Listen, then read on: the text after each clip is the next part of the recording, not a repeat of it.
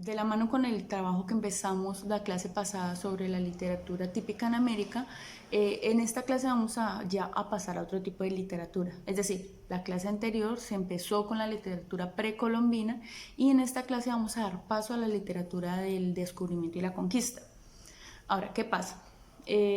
Ustedes leyeron un texto sobre la literatura precolombina, la página 13 y 14 del libro de español,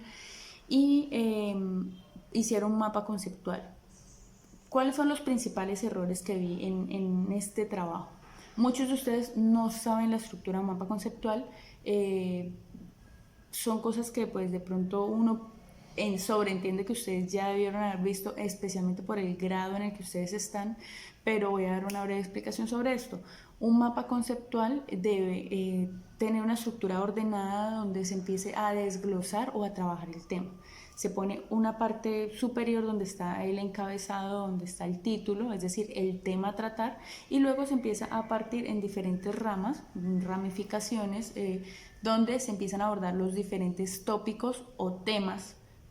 que de pronto se trabajan sobre ese tema principal, es decir, cómo se desarrolla ese tema. Entonces, literatura precolombina, una breve descripción, y de allí hacia abajo ustedes debieron haber empezado a desglosar una rama donde hablen de las características, otra rama donde hable del contexto histórico, bueno, qué es la literatura de la conquista, en qué años se comprende, bueno, una tercera rama, digamos, donde pudiera empezar a hablar de las culturas indígenas que fueron de pronto mayores exponentes de la literatura precolombina, que allí las planteaba el texto como la cultura maya, la cultura azteca, la cultura inca, y de allí hacia abajo sus aportes a este gran tópico que es la literatura precolombina, es decir, qué aportó cada una de esas culturas en tanto a lo que denominamos literatura precolombina. Muchos de ustedes no se fueron necesariamente por esa parte. Obviamente un mapa conceptual se puede trabajar de otras formas, pero sea cual sea la estructura que pongan primero hablar de las características, luego de los contextos, o que saquen una rama para hablar de las tres literaturas y más abajo se saque otra rama donde se vuelva a aterrizar el tema a cuáles son las generalidades. Sea como sea que lo trabajen, debe tener los temas o los ejes centrales principales del tema a tratar. Muchos de ustedes se me quedaron únicamente con los ejemplos de la literatura, se empezaron con el tema literatura precolombina y se me quedaron con la literatura inca, la literatura maya y azteca, e incluso algunos pecaron aún más al no trabajar necesariamente los aportes que cada una de las culturas hizo a lo que se denomina literatura precolombina, es decir, hablar de los diarios o de los jeroglíficos o de las formas escritas o formas literarias que ellos dejaron a la historia, sino que simplemente se pusieron, esta cultura se localiza en Honduras, esta cultura se localiza en tal y tal parte, típica de Perú, típica de México. Se me quedaron allí diciéndome dónde estaban, pero no hablándome de qué aportaban a la literatura precolombina o porque eran un ejemplo de tipo de literatura precolombina. Entonces ustedes se me quedaron de pronto los temas, algunos, obviamente no todos, me quedaron muy someros, muy superficiales en eso. Es decir,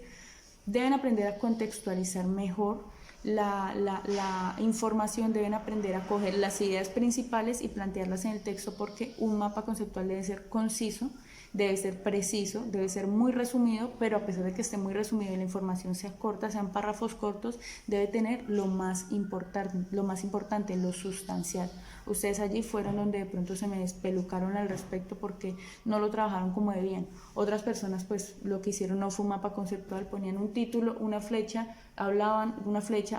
y lo único que hicieron fue una escalera de temas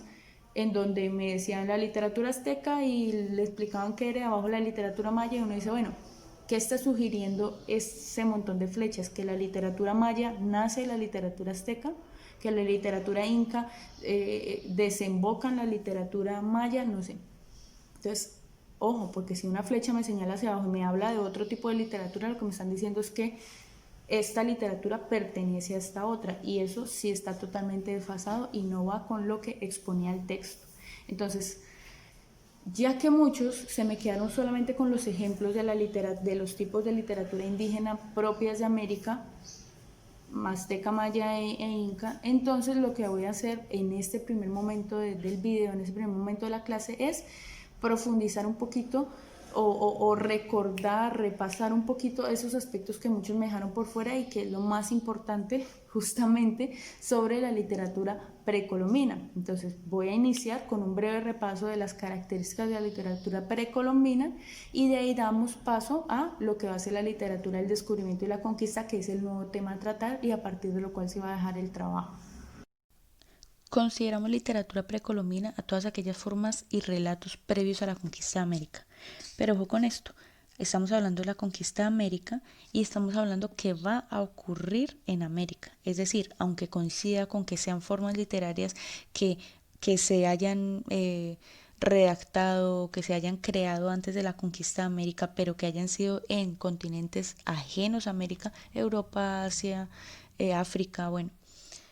entonces no se consideraría literatura precolombina, solamente, o sea, los dos preceptos es que ocurran antes de la conquista, es decir, antes de 1492, y que ocurran en América como tal. Ahí sí se considera literatura precolombina. Vamos a olvidarnos de Italia, de Francia, de España, y vamos a centrarnos únicamente en todo lo que ocurre, todo lo que ocurre en América. Ahora, ¿cuáles son sus características? Bueno, primero que todo son los temas y todo lo que se escribe, todas las formas literarias que se crean en ese momento son propias de las culturas indígenas. Segundo, están escritas, redactadas o creadas en dialectos nativos, es decir, el quechua, el aymara, el maya. Tercero, y esto es muy importante, la transmisión oral. ¿Qué es la transmisión oral? Hablar de tú a tú, pero no un diálogo, no sostener una conversación, sino algo parecido a lo que hacen los cuenteros o los narradores orales hoy en día. Se paran y empiezan a echarle el cuento, a narrar la anécdota, a contar los mitos y las leyendas, a contar las historias, a contar todas estas tradiciones, todas estas creencias a un público pequeño. Eso era la tradición oral, la transmisión oral. Ahora, de esa forma se pudo sostener todas estas creaciones literarias, todos estos discursos, todos estos mitos de generación en generación, porque era una forma de muy tradicional de mantener su cultura allí. Esto de que no se olvidaran las historias y de que las personas no simplemente las lean y ya, como pasa cuando uno les dice, ustedes léanse La María, léanse no sé, Cien años de soledad, El túnel, bueno, y son cosas que ustedes, ay, bueno, toca leérselo, bueno, a algunos les gustará, a otros no, a algunos les gustará leer, a otros no les gustará leer, pero les gustó la historia, pero en ese caso como que de una forma que hiciera que la gente se apropiara más de esas historias, porque eran, pues hay una cosa de sentido de pertenencia, eran propias de su cultura, entonces era la transmisión oral. Y entonces las personas mayores, las personas que tenían más experiencia eran las que se encargaban de ir contando esas historias, transmitiéndoselas a los más jóvenes y ellos a su vez se los transmitirían a los demás cuando ya fuesen grandes. Obviamente esto entra en que se transmitían en los dialectos nativos, en las lenguas propias de cada una de las culturas indigenistas que existían en América en esa época. Habían textos con temáticas, es decir, tenían temas que son característicos o propios de la literatura precolombina. Creencias religiosas, hablemos de religión, no de la religión católica, cristiana, evangélica, no, sino creencias religiosas propias de esas diferentes culturas que eran lo que ellos creían, cuáles eran sus dioses, las costumbres y tradiciones, eh, estos textos a veces podían ser, va aquí de la mano con lo que está aquí abajito con el siguiente ítem que serían los manuales, es decir, las formas literarias que se hacían en la época no solamente eran historias, no solamente eran cuentos, no solamente algo con inicio, nudo, desenlace y personajes, sino que también era manuales de cómo tejer, cómo realizar, no sé, un arco, cómo crear armas, cómo manuales medicinales, por ejemplo, Todo esto tenía que ver con las costumbres y tradiciones, era una forma de mantener viva la cultura y todas sus propias raíces, de seguir arraigados a ello. Entonces, el siguiente ítem, reflexiones morales. Entonces las anécdotas, las parábolas, no religiosas, pero sí parábolas propias de esos, que el hombre en el bosque, que el río y la canoa, y es una historia corta que lo que le deja a uno es una enseñanza tipo moraleja, algo así, pero obviamente con cosas propias de su propia cultura, valga la redundancia. Siguiente ítem, relatos míticos. Aquí estamos hablando de las historias de héroes, de cómo se creó el fuego según sus creencias, de quién era el dios del agua, digamos, o de cuál fue el origen del mundo. Entonces, obviamente ellos no tenían una ideología que tuviera que ver con Adán y Eva, pero entonces lo ponían en sus propias, lo aterrizaban a sus propias creencias, a sus propias tradiciones. Y por último, cantos y alabanzas. Esos cantos y alabanzas tienen que ver con precisamente hablar las historias de los héroes, pero ya como parecido a lo que hoy en día uno de pronto conoce como coplas. ¿Por qué? Porque ellos lo iban acompañando en sus rituales o en sus ceremonias, lo iban acompañando. Estos lo iban acompañando de una musicalización con instrumentos propios de sus culturas. Eso es todo lo respectivo a la literatura precolombina, a las características que ustedes dejaron por fuera de pronto de los mapas conceptuales, no todos, pero sí la mayoría. Sí, ya obviamente en el texto nos hablaban del Popol Vuh, como algunos lo mencionaron, de la literatura inca, de la literatura maya, de dónde eran propias esas culturas, pero en este caso pues era como una forma de hablar de los rasgos generales que muchos me dejaron por fuera. Entonces era ese breve repaso. ¿Qué es lo que hace que la literatura precolombina y la literatura del descubrimiento y la conquista sean diferentes? Bueno, primero que todo, no solamente tiene que ver con el periodo en el que ocurre. Sí, una ocurre antes de 1492, es decir, antes del descubrimiento de América, y la otra ocurre después. Pero hay dos cosas principales. Una, es decir, la literatura precolombina está creada por las culturas propias de América, por los indígenas, y habla de sus tradiciones, mientras que la literatura del descubrimiento y la conquista está escrita por europeos y está, aunque hace referencia a América, lo que está hablando es todo lo que encontraron en la misión de descubrimiento, o de lo que nosotros conocemos como la conquista de América. Es decir, está redactada por las personas que invaden o que llegan a América y que empiezan a hablar de todo lo que encontraron cuando llegaron al nuevo continente. Puede que se considere literatura del descubrimiento y la conquista a las formas literarias que ocurran, aunque estén creadas en Europa, pero la condición es que tienen que estar hablando sobre América y sobre todo este proceso de descubrimiento de los indígenas, de los mayas, de los aztecas, de todo lo que se encuentran cuando llegan allá, porque obviamente son civilizaciones diferentes. Todas las formas de que ocurran, todas las formas literarias que ocurran durante ese periodo se le denomina crónicas de Indias, no porque esté hablando de las mujeres indígenas, ojo con esto, sino que recordemos que ellos viajan pensando que iban a la India y se encuentran con América o descubren América, como dice la historia. Entonces, como iban hacia la India y se encuentran con estos nativos, hacen una variación de la raíz de los indios o de los hindúes y le empiezan a denominar indígenas a las personas propias de América, los nativos. ¿Por qué? Porque pues obviamente son personas que son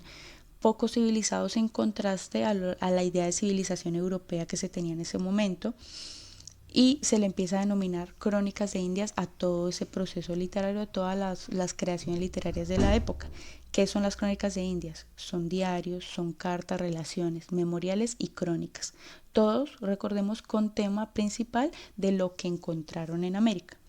Ahora, habrán dos vertientes literarias principales en ese periodo. Por una parte, la vertiente popular y por otra, la vertiente culta. La vertiente popular son coplas y romances escritas, ojo pues,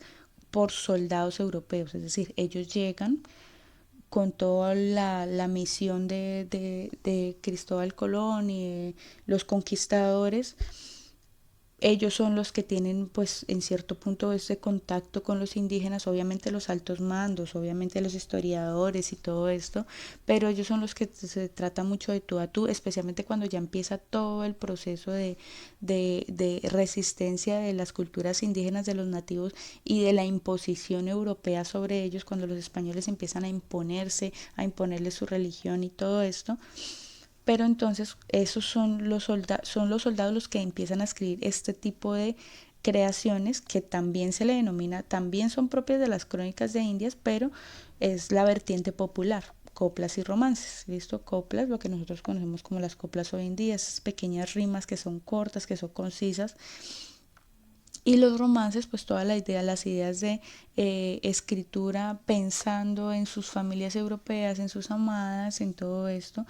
inspirados en lo que estaban viendo en América, pero también inspirados por la, la distancia que los alejaba de su propia tierra. Mientras que la vertiente culta va a estar escrita principalmente por historiadores españoles, es decir, las personas que ya no se van a ir por estas inspiraciones románticas, por estas cancioncitas cortas como las coplas, sino que escriben directamente crónicas, es decir, escritos que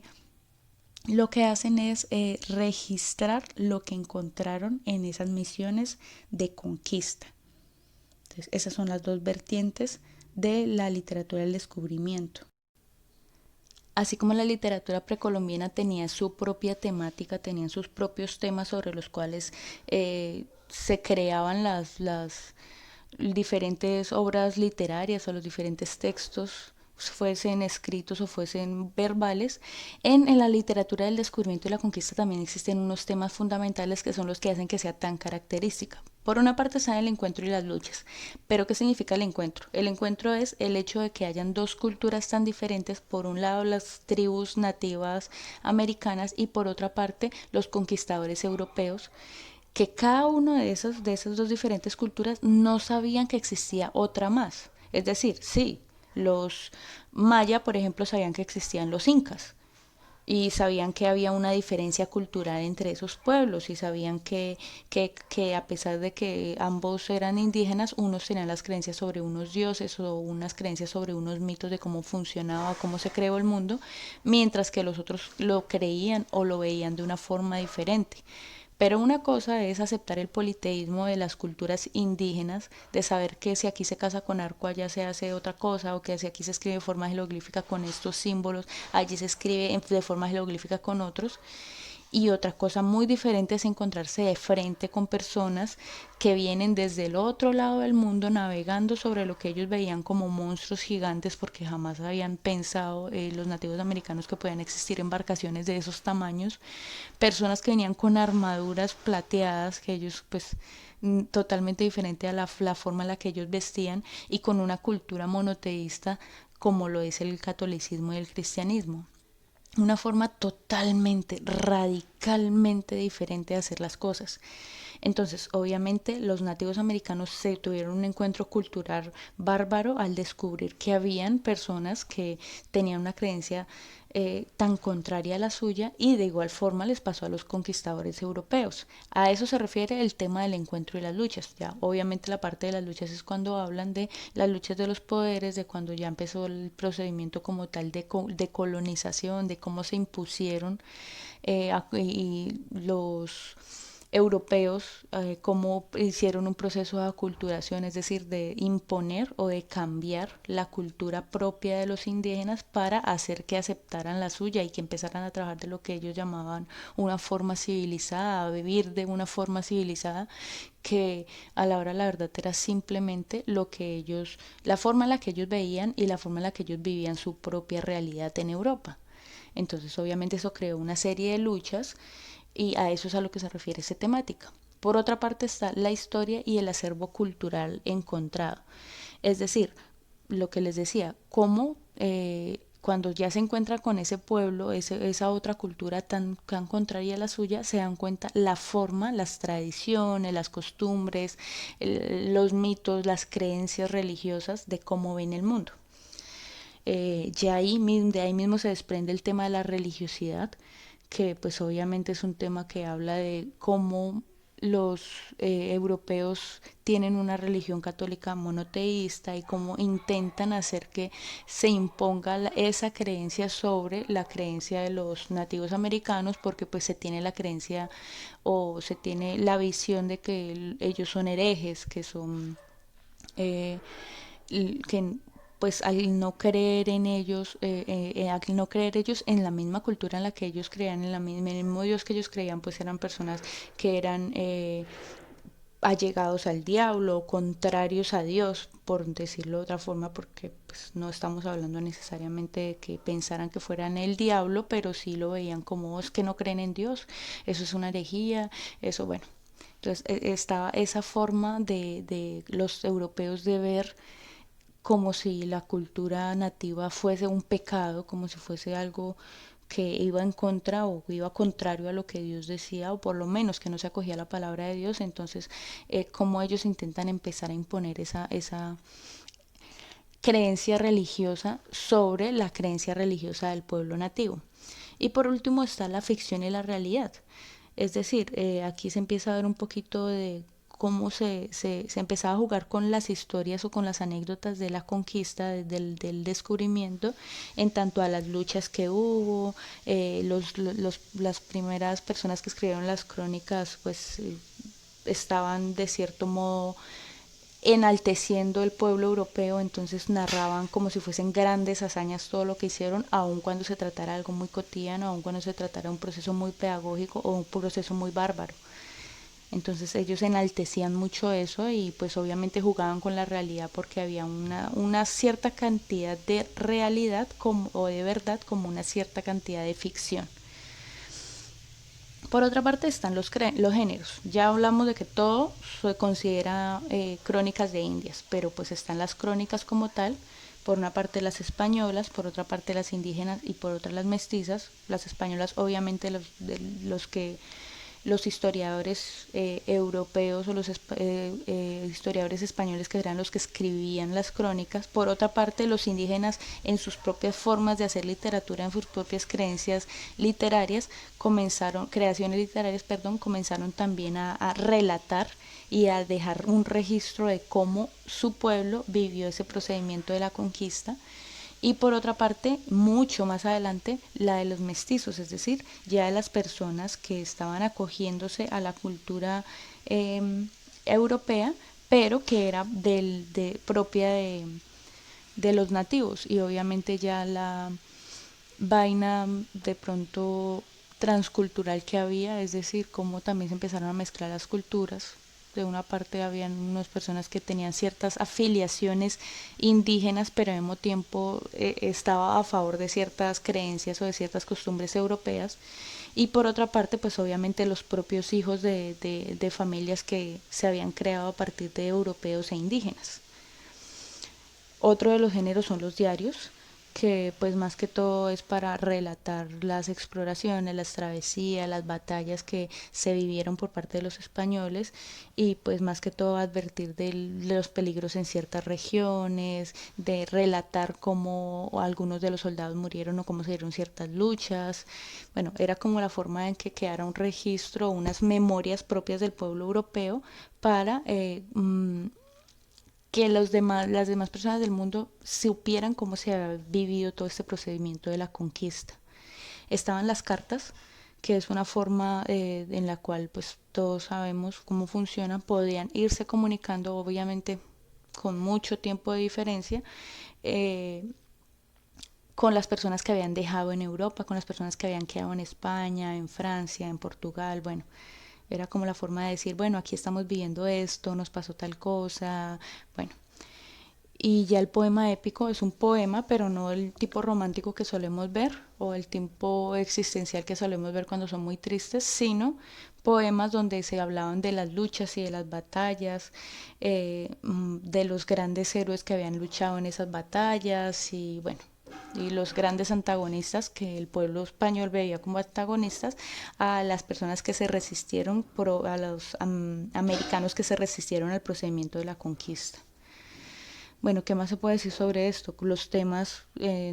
también puede verse, bueno, cómo los mismos españoles relataban las costumbres del pueblo americano, cómo ellos lo veían como algo raro, cómo lo comentan, no como la literatura precolombina que explican desde, o sea, los mismos nativos explican cuáles son sus tradiciones e intentan que lleguen a sus nuevas generaciones, sino cómo los españoles perciben desde el desconocimiento y la ignorancia esas tradiciones, esos rituales, esas costumbres. También se veían en los diarios o en las crónicas de los historiadores cuando descubrían animales que son propios del territorio americano o plantas propias del territorio americano y cómo iban y describían esa flora, esa fauna en Europa y les parecía una cosa maravillosa, una cosa fantástica, como si fuese una fantasía, como si fuese un mundo, no sé, de una película de ciencia ficción porque se les hacía muy raro. Incluso pues está la anécdota de algún historiador que habló de un animal enorme con piel muy dura que tenía un cuerno en su cabeza y pues pensaron, los españoles pensaron que se había descubierto a los unicornios en el territorio americano, pero en realidad te estaba hablando de los rinocerontes. Pero pues obviamente al estar describiéndolo con palabras, pues una cosa es lo que la persona estaba viendo, otra cosa es lo que la persona intenta plasmar en el papel y otra cosa es cómo los demás recibían esa información y se la imaginaban en su mente como si fuese un animal maravilloso, como si fuese un unicornio y en realidad pues estaba hablando de un rinoceronte que a nosotros ya se nos hace tan habitual. Bueno muchachos, eso es todo.